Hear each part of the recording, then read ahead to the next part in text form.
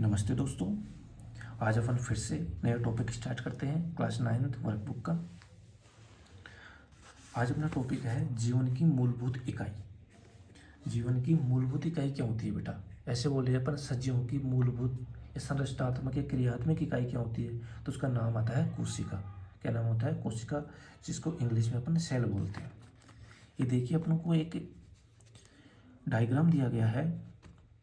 इसमें कोशिका झिल्ली होती है, ये केंद्रिकाएँ हो गई, ये बीच सेंटर में केंद्रक होता है। इसमें कोशिका द्रव्य, धागा, क्रोमेटिन वगैरह रहता है, रिक्तिकाएँ रहती है। एक छोटा सा अपन को डायग्राम दिया गया है। इसके नीचे क्वेश्चंस दिए गए हैं जो अपन सोल्व करते हैं। फर्स्ट क्वेश्चन देखिए, उक्त चित्र किस पादप झिल्ली का है? बताइए, जो ये चित्र दिया गया है कौन सी पादप झिल्ली का है? तो बेटा ये है प्याज की झिल्ली का। किसका? प्याज की झिल्ली का एक चित्र है। नेक्स्ट है, उक्त झिल्ली की संरचना की तुलना किस प्रकार की दीवार से की जा सकती है? देखिए बेटा, किस टाइप का लग रहा है? ये लग रहा है जैसे ईंटों की दीवार हो, नीचे ईंट है, फिर उसके ऊपर मसाला लगा दिया, फिर ईंट चुनाई कर दी, फिर मसाला लगा दिया, फिर ईंट की चुनाई कर दी, तो फिर ईंटों की दीवार की जैसा लग रहा है बेटा ये। और है प्याज की झिल्ली का चित्र ये। नेक्स्ट देखिए, जिस प्रकार ईंटों को जोड़कर भवन की दीवारों का निर्माण किया जा सकता है, ठीक उसी प्रकार सजीवों की कौन सी मूलभूत रचना आपस में मिलकर शरीर का निर्माण करती है? तो बेटा शरीर का निर्माण कौन सी संरचना करती है? कोशिका। कौन सी संरचना? कोशिका शरीर का निर्माण करती है आपस में मिलजुल कर। ठीक है। नेक्स्ट देखिए, कोशिका की खोज किस वैज्ञानिक ने की थी? बेटा कोशिका की खोज सन 1665 में रॉबर्ट हुक ने की थी। किसने? रॉबर्ट हुक ने कोशिका को खोजा था। कब? 1665 में, यानी 1665 में कोशिका की खोज रॉबर्ट हुक ने की थी। रॉबर्ट हुक ने सूक्ष्मदर्शी में मधुमक्खी के छत्ते के समान संरचनाएं किस पेड़ की छाल में देखी थी? तो सबसे पहले कोशिका की खोज रॉबर्ट हुक ने की थी। उसने कोरक की पतली छाल में, कोक नाम का एक पेड़ था, उसकी पतली छाल में इसने कोशिका की खोज की थी। रॉबर्ट हुक ने कौन से पेड़ में? कोर्क के पेड़ में। ये बताना आपको। सेल का हिंदी में अर्थ क्या होता है? CELL बेटा सेल होता है, उसका हिंदी में अर्थ देखे तो अपन होता है छोटा कमरा। सेम एज इट इज, जैसे कोशिका की तरह, जैसे कोशिका को सेल बोलते हैं, और उसका जो सेल का अगर हिंदी में अर्थ निकाले तो अपन उसका है छोटा कमरा, स्मॉल रूम। सजीवों की मूलभूत इकाई को क्या कहते हैं? बेटा सजीवों की मूलभूत संरचनात्मक एवं जो क्रियात्मक इकाई होती है उसे बोलते हैं कोशिका। क्या बोलते हैं? कोशिका। नेक्स्ट देखो,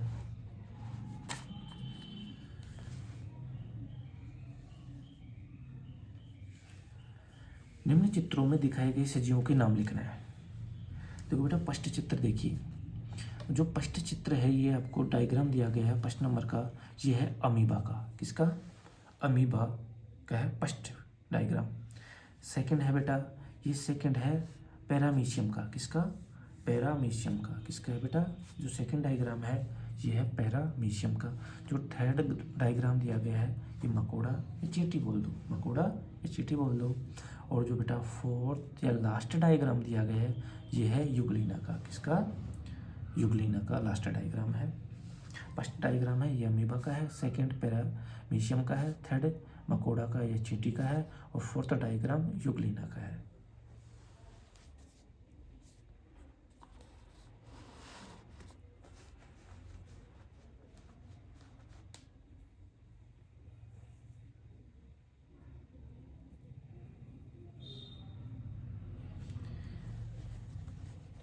देखिए बेटा, एक कोशिकीय जीव और बहुकोशीय, जैसे अमीबा पैरामीशियम होता है बेटा, जैसे युगलिना होता है, ये एक कोशिकीय जीव होते हैं। हाइड्रा हो गया, मकोड़ा हो गया, चींटी वगैरह हो गया, ये कौन से जीव होते हैं? बहुकोशिकीय जीव होते हैं। अमीबा युगलिना कैसे जीव है? एक कोशिकीय जीव है। और पैरामीशियम मकोड़ा वगैरह हो गए, ये कौन से जीव है? बहुकोशिकीय जीव है। एक कोशिकीय जीवों के शरीर में कितनी कोशिकाएं होती है? जो बेटा एक कोशिकीय जीव होते हैं उनके शरीर में एक कोशिका होती है। कितनी कोशिका? एक कोशिका होती है, तभी उसे अपन एक कोशिकीय जीव बोलते हैं। यदि उसमें एक से ज़्यादा कोशिकाएं होती तो उसको अपन बहुकोशिकीय जीव बोलेंगे। जो मानव होता है, जो मनुष्य होता है, वो बहुकोशिकीय जीव होता है। जितने भी जंतु वगैरह दिखते हैं अपन को वो बहुकोशिकीय जीव होते हैं, क्योंकि उनमें एक से अधिक कोशिकाएं पाई जाती है, इसलिए उनको अपन बहुकोशिकीय जीव बोलते हैं। नेक्स्ट देखिए, एक कोशिकीय पादप व एक कोशिकीय जंतु का एक एक उदाहरण। देखिए, एक कोशिकीय पादप है बेटा शैवाल। क्या है? शैवाल। और एक कोशिकीय जंतु होता है जिसे बेटा अमीबा, क्या हो गया, अमीबा, ये एक कोशिकीय जंतु हो गया।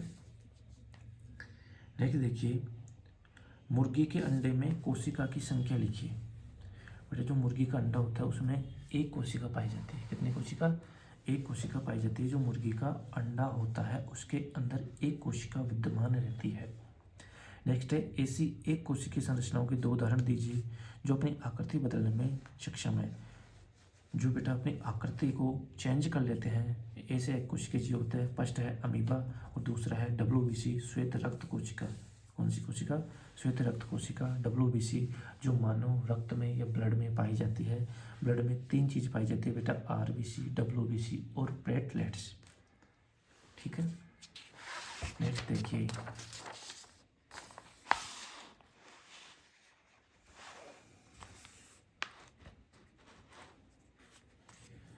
निम्नांकित चित्र में कोशिकांगों की झिल्ली की उपस्थिति के आधार पर सारणी को पूरा कीजिए। ये होता है जीवाणु, ये है जंतु कोशिका। पहले अपन देखते हैं इनके अंदर कौन कौन से भाग होते हैं, पार्ट होते हैं। इनमें माइटोकॉन्ड्रिया होता है बेटा, जिसे अपन शक्ति ग्रह कहते हैं, पावर हाउस कहते हैं कोशिका का। एक होती है कोशिका झिल्ली, एक होती है कोशिका भित्ति। जो कोशिका झिल्ली होती है बेटा वो पाई जाती है जंतु कोशिकाओं में, और जो कोशिका भित्ति होती है वो पाई जाती है पादप कोशिकाओं में।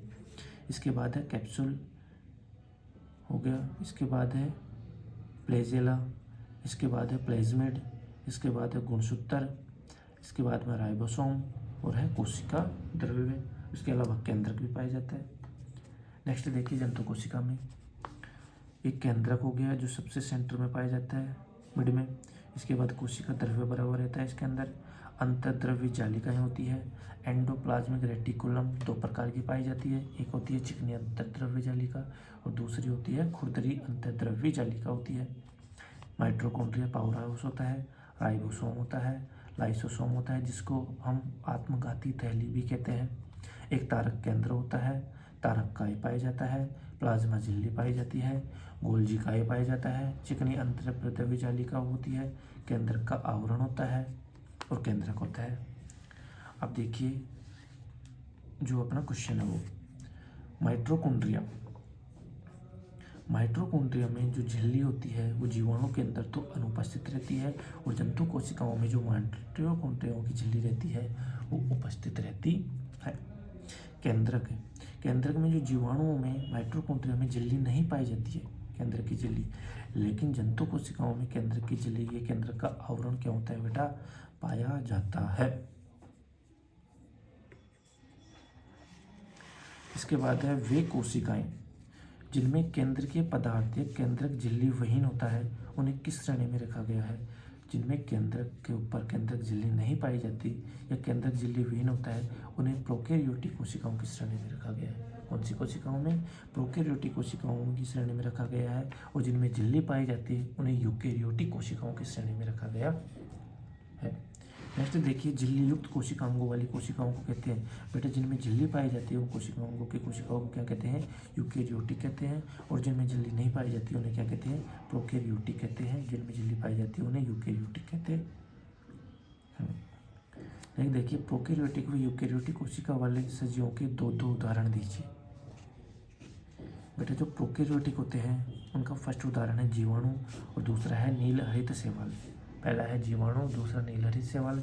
और जिनमें यूकैरियोटिक कोशिकाएं पाई जाती है उनमें है पादप कोशिका या कवक बोल दो या प्याज की झिल्ली बोल दो। ठीक है, ये हो गए प्रोकैरियोटिक और यूकैरियोटिक। नेक्स्ट देखिए, नेक्स्ट अपना कार्यपत्रक, ये भी वही बेटा कोशिकाओं के बारे में है।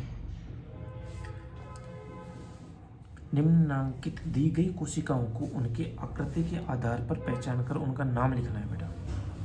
ठीक है, देखो पष्ट देखिए, जो पष्ट कोशिका दी गई है आपको, ये पष्ट कोशिका RBC की दी गई है बेटा। किसकी, RBC की दी गई है, इसको लाल रुधिर कोशिका या रेड ब्लड सेल्स भी बोलते हैं। जो फर्स्ट डायग्राम है किसका है, RBC का। सेकंड डायग्राम है बेटा, ये है श्वेत रुधिर कोशिकाओं का, यानी कि किसका है, WBC का, जिसको वाइट ब्लड सेल्स भी बोलते हैं। पहला डायग्राम RBC का, दूसरा WBC का या श्वेत रुधिर कोशिकाओं का। जो बेटा थर्ड डायग्राम दिया गया है आपको, यह है न्यूरॉन्स का। किसका? न्यूरॉन्स का, जिसको तंत्रिका तंत्र भी बोलते हैं। कौन सा तंत्र? तंत्रिका तंत्र। जो थर्ड डायग्राम है बेटा, यह है न्यूरॉन्स का है। किसका? न्यूरॉन्स का। और जो फोर्थ डायग्राम है बेटा, यह है पेशी कोशिकाओं का। किसका? पेशी कोशिकाओं का। पेशी कोशिकाएं बेटा अपनी मांसपेशियों में पाई जाती है। इनके अंदर लैक्टिक एसिड जमा हो जाता है, जिसके कारण हमें थकान फील होती है। नेक्स्ट देखिए, लाल रुधिर कणिकाएं कहाँ पर पाई जाती है व उनका रंग कैसा होता है? बेटा मैंने बताया जो लाल रुधिर कणिकाएं होती है वो ब्लड के अंदर या मनुष्य के रक्त के अंदर पाई जाती है, और इनका रंग चमकीला लाल रंग का होता है। कैसा होता है? चमकीला या लाल रंग का होता है। WBC श्वेत रंग की होती है, ये भी ब्लड में पाई जाती है। और लाल रुधिर कणिकाएं भी कहाँ पाई जाती है? ब्लड में पाई जाती है। नेक्स्ट, हमारे शरीर में सैनिक के रूप में कौन सी कोशिकाएं उपस्थित होती है जो अपना आकार बदलने में सक्षम होती है? बेटा ऐसी कोशिकाएं हमारे शरीर में पाई जाती है जिनको सैनिक की संख्या दी गई है। किसके समान? सैनिक के समान, आर्मी के समान बताया गया है। वो कोशिकाएं कौन सी है? वो है WBC यानी श्वेत रक्त कोशिकाएं। जो WBC होती है, जो ब्लड में पाई जाती है, उनको आर्मी के समान बताया गया है। किसके समान? As it is armies. रक्षा करती है ये अपने, यानी कि ये जो बाहर से बीमारी आती है बेटा अपने शरीर में, उनको अंदर आने से रोकती है। कौन सी? WBC।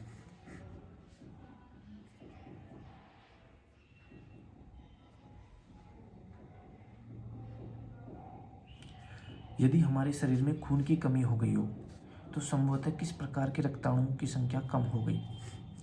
इनकी कमी से कौन सा रोग होता है? बेटा यदि अपने शरीर में खून की कमी हो जाती है तो उसमें RBC यानी लाल रक्त कोशिकाओं की कमी हो जाती है। किसकी कमी हो जाती है? उसमें लाल रक्त कोशिकाओं की या RBC की कमी हो जाती है। और खून की कमी से जो रोग होता है उसका नाम है एनीमिया। क्या नाम है? एनीमिया है, जो खून की कमी से होता है या RBC की कमी से होता है, लाल रुधिर कोशिकाओं की कमी से होता है। हमारे सरकारी विद्यालयों में खून की कमी को दूर करने के लिए सोमवार या मंगलवार को कौन सी गोलियां विद्यार्थियों को खिलाई जाती है? बेटा जो एनीमिया बीमारी से बचने के लिए या खून की कमी को दूर करने के लिए आयरन की टेबलेट दी जाती है। किसकी टेबलेट? आयरन की टेबलेट विद्यार्थियों को दी जाती है। नेक्स्ट है, उस लंबी साकित कोशिका का नाम बताइए जो शरीर में नियंत्रण व समन्वय का कार्य करती है। बेटा ऐसी कोशिका जो शरीर में कंट्रोल का जो काम करती है, नियंत्रण व समन्वय का कार्य करती है, उस कोशिका का नाम है न्यूरॉन्स या तंत्रिका कोशिका। जो तंत्रिका कोशिका होती है वो शरीर में नियंत्रण व समन्वय दोनों का काम करती है। जीवों में सबसे बड़ी व सबसे छोटी कोशिका का नाम बताइए। बेटा जो सबसे बड़ी कोशिका होती है वो है शुतुरमुर्ग का अंडा। किसका? शुतुरमुर्ग का जो अंडा होता है बेटा, वो सबसे बड़ी कोशिका होती है। किसमें? जीवों में। और जो सबसे छोटी कोशिका होती है वह है माइकोप्लाज्मा। क्या होता है बेटा? माइकोप्लाज्मा या माइकोप्लाज्मोडियम होती है, ये सबसे छोटी कोशिका होती है। और सबसे बड़ी कोशिका होती है शुतुरमुर्ग का अंडा, और सबसे छोटी कोशिका माइकोप्लाज्मा या माइकोप्लाज्मोडियम। ठीक है, नेक्स्ट देखिए,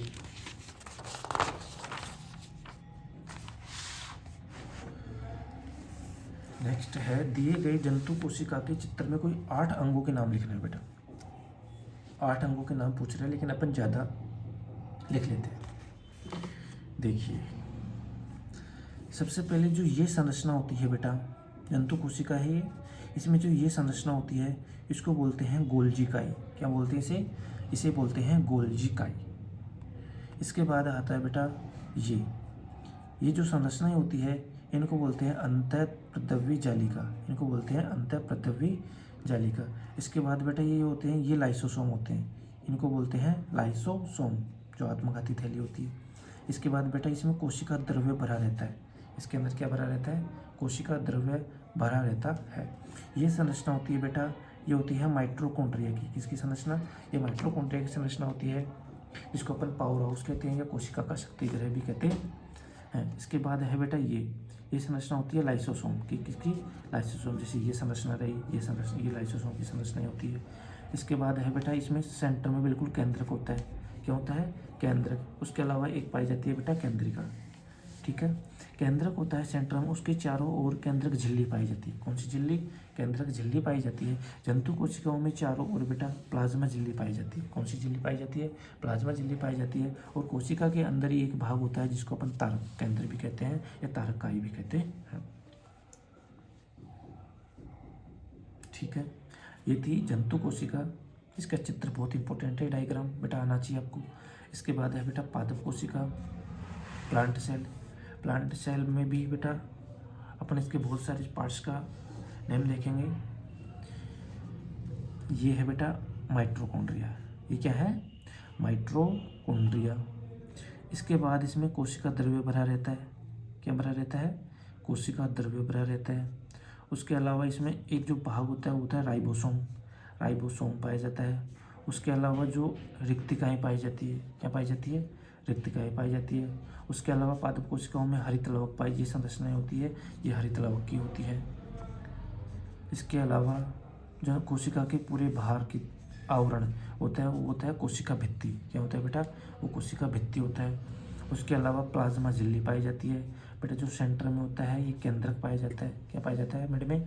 केंद्रक पाया जाता है। केंद्र के चारों ओर बेटा केंद्र की झिल्ली पाई जाती है।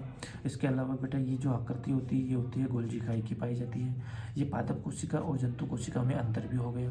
रिक्तिका जंतु कोशिकाओं में नहीं पाई जाती है, हरित लवक भी जंतु कोशिकाओं में नहीं पाया जाता है।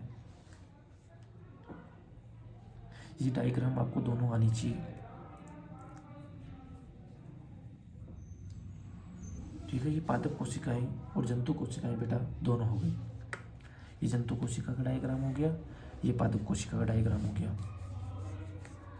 नेक्स्ट देखिए, अब इनके अपन कार्य पढ़ेंगे, यानी जंतु कोशिकाओं के जो भाग हैं इनके क्या कार्य हैं, और जो पादप कोशिकाओं में जो पार्ट्स हैं इनके भाग हैं उनके क्या कार्य हैं।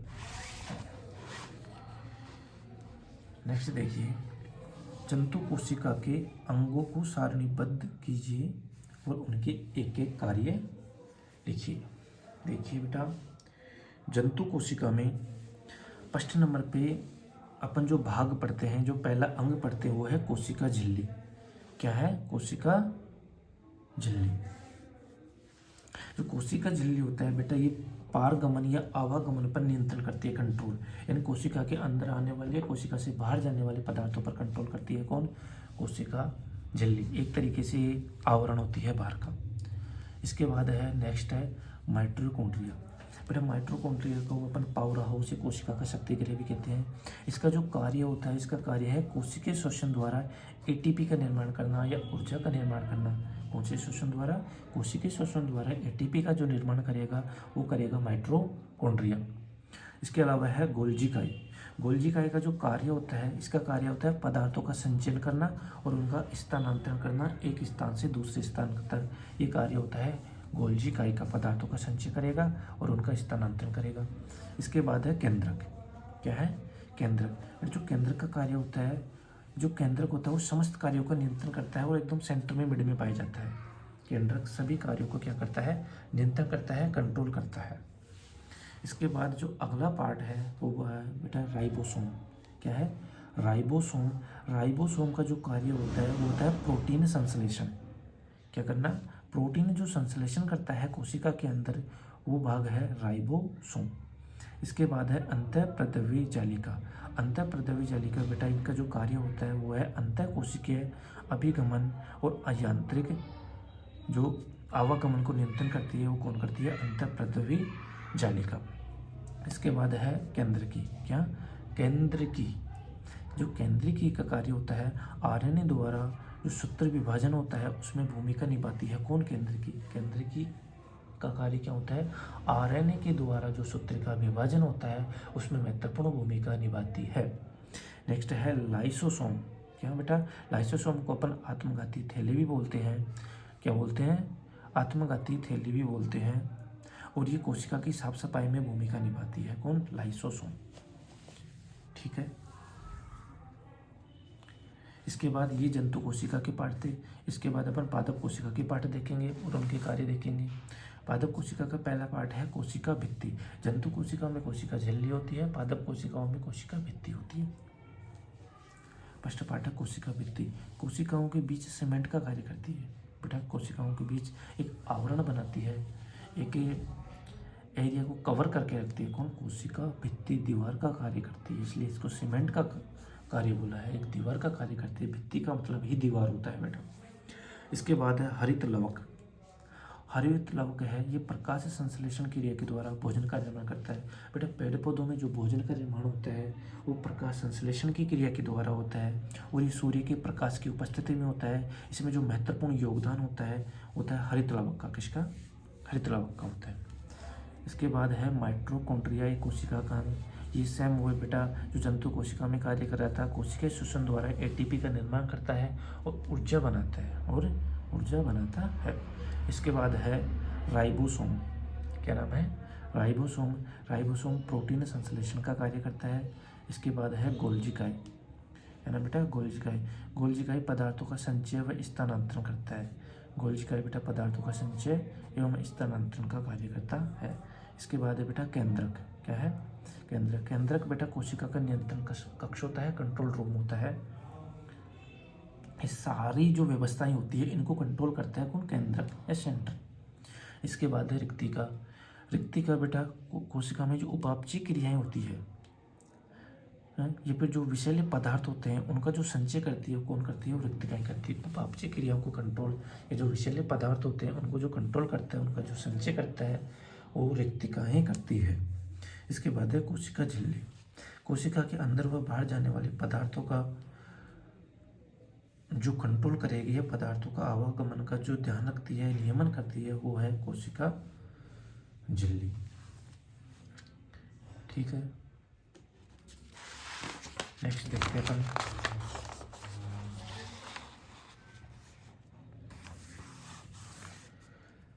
नेक्स्ट देखिए बेटा, पादप कोशिका व जंतु कोशिकाओं में कोशिकांगों की उपस्थिति व अनुपस्थिति के आधार पर विभेद कीजिए। बेटा अपन को बताना है कि कौन सा भाग, यानी कोशिका का कौन सा भाग पादप कोशिकाओं में उपस्थित होता है और कौन सा भाग जंतु कोशिकाओं में उपस्थित होता है, या कौन सा भाग पादप कोशिकाओं में नहीं पाया जाता, या कौन सा भाग जंतु कोशिकाओं में नहीं पाया जाता है, ये अपन को अंतर करना है। तो पहला है भाग का नाम है कोशिका झिल्ली। तो बेटा जो कोशिका झिल्ली होती है ये पादप कोशिका में भी प्रेजेंट होती है और जंतु कोशिका में भी प्रेजेंट होती है, दोनों में पाई जाती है। कोशिका भित्ति बेटा पादप कोशिकाओं में पाई जाती है, परंतु ये जंतु कोशिकाओं में नहीं पाई जाती है। ये ध्यान रखने योग्य बात है कि जो कोशिका भित्ति होती है ये जंतु कोशिकाओं में एब्सेंट होती है, जंतु कोशिकाओं में नहीं पाई जाती है। इसके बाद है केंद्रक पादप कोशिकाओं में पाया जाता है और केंद्रक जंतु कोशिकाओं में। केंद्रक दोनों में पाया जाता है, पादप और जंतु दोनों में पाया जाएगा। केंद्रक झिल्ली बेटा केंद्रक रहेगा तो केंद्रक झिल्ली भी होगी, तो केंद्रक झिल्ली भी पादप और जंतु कोशिका दोनों में पाई जाती है। इसके बाद है कोशिका द्रव्य। बेटा कोशिका है तो कोशिका द्रव्य तो उसमें भरा रहता है, तो कोशिका द्रव्य पादप कोशिकाओं में भी पाया जाता है और जंतु कोशिकाओं में भी पाया जाता है, दोनों में प्रेजेंट होता है। इसके बाद है हरित लवक। क्या? हरित लवक बेटा पादप कोशिकाओं में पाया जाता है, परंतु ध्यान रखिए जो हरित लवक होता है वो जंतु कोशिकाओं में नहीं पाया जाता है, क्योंकि हरित लवक प्रकाश संश्लेषण में महत्वपूर्ण योगदान निभाता है। जो प्रकाश संश्लेषण की क्रिया पादप में होती है, जंतु में नहीं होती, तो हरित लवक पादप कोशिकाओं में तो प्रेजेंट होगा लेकिन जंतु कोशिकाओं में एब्सेंट होगा। इसके बाद है रिक्तिकाएं, जो पादप कोशिकाओं में पाई जाती है, परंतु रिक्तिकाएं जंतु कोशिकाओं में नहीं पाई जाती है। रिक्तिकाएं, हाँ बेटा रिक्तिकाएं जंतु कोशिकाओं में नहीं पाई जाती है। ये हो गया, ये एब्सेंट होती है। ये हो गया पादप कोशिकाएं और जंतु कोशिकाएं।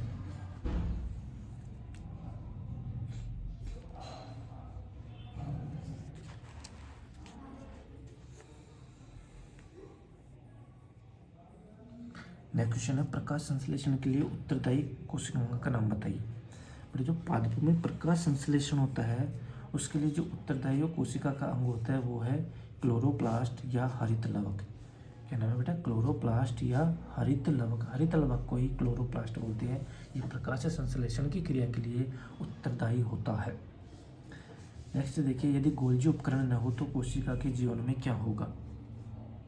बेटा देखिए, यदि गोल्जी उपकरण नहीं होगा तो अंतःप्रद्रवी जालिका में बने पदार्थों का कोशिका के अंदर व बाहर जो आवागमन है बेटा वो बंद हो जाएगा, लाइसोसोम का निर्माण नहीं होगा।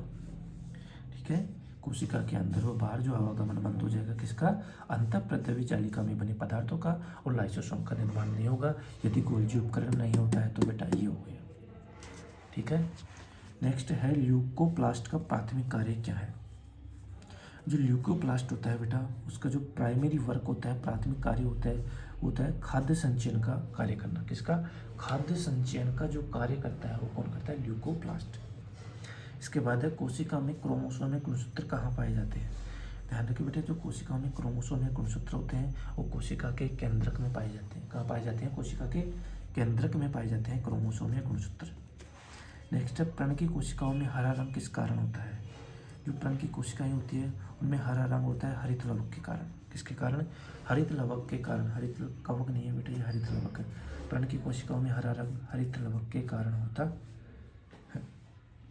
किसके कारण होता है? हरित लवक के कारण होता है।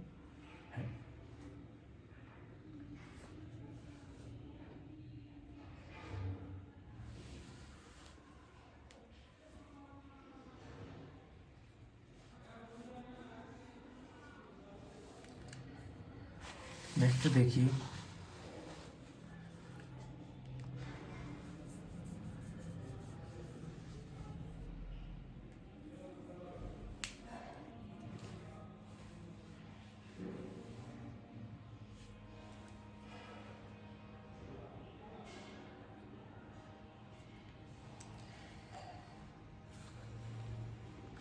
ये बेटा केंद्रक देखिए,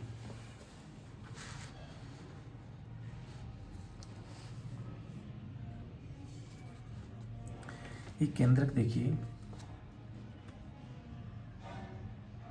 ये एक केंद्रक के अंदर जो भाग रहते हैं उनके नाम है। ये है बेटा अंतःप्रद्रव्य जालिका, ये है बाह्य केंद्रक झिल्ली। क्या है? बाह्य केंद्रक झिल्ली, जो केंद्रक के बाहरी तरफ पाई जाती है। उसके जस्ट नीचे होती है बेटा आंतरिक केंद्रक झिल्ली, जो बाह्य केंद्रक झिल्ली के नीचे पाई जाती है अंदर की साइड में, वो है आंतरिक केंद्रक झिल्ली। उसके बाद है बेटा बाह्य केंद्रक झिल्ली और आंतरिक केंद्रक झिल्ली के बीच में होता है बेटा परिकेंद्र की अवकाश। क्या होता है? परिकेंद्र की अवकाश होता है दोनों केंद्रक झिल्लियों के बीच में। इसके बाद आता है बेटा केंद्रीय प्लाज्म, इसमें केंद्रीय प्लाज्म भरा हुआ रहता है। ये बेटा जो झिल्लियों के बीच में छिद्र होता है जिसको केंद्रक छिद्र बोलते हैं। क्या बोलते हैं? केंद्रक छिद्र बोलते हैं। इसके अंदर बेटा केंद्रिका पाई जाती है। क्या पाई जाती है? केंद्रिका पाई जाती है। इसके अलावा इसमें हेट्रोक्रोमेटिन पाए जाते हैं बेटा, जो ये संरचनाएं होती है ये हेट्रोक्रोमेटिन की संरचना होती है। इसके बाद बेटा इसमें क्रोमेटिन जालिका पाई जाती है। क्या पाई जाती है? क्रोमेटिन जालिका पाई जाती है। इसके बाद बेटा इसमें राइबोसोम पाई जाती है। क्या पाए जाते हैं? राइबोसोम पाए जाते हैं। इसके अलावा क्रोमोसेंटर पाए जाते हैं। क्या पाए जाते हैं? क्रोमोसेंटर। ये सभी भाग एक केंद्रक में पाए जाते हैं। आपसे कोई भी एक भाग का नाम उठाकर पूछ सकता है कि ये भाग कहाँ पाया जाता है, तो आपको बताना होगा ये सभी भाग केंद्रक में पाए जाते हैं। क्रोमोसेंटर, हेट्रोक्रोमेटिन, राइबोसोम, केंद्रक छिद्र, ये सारी चीज़ें। ठीक है बेटा।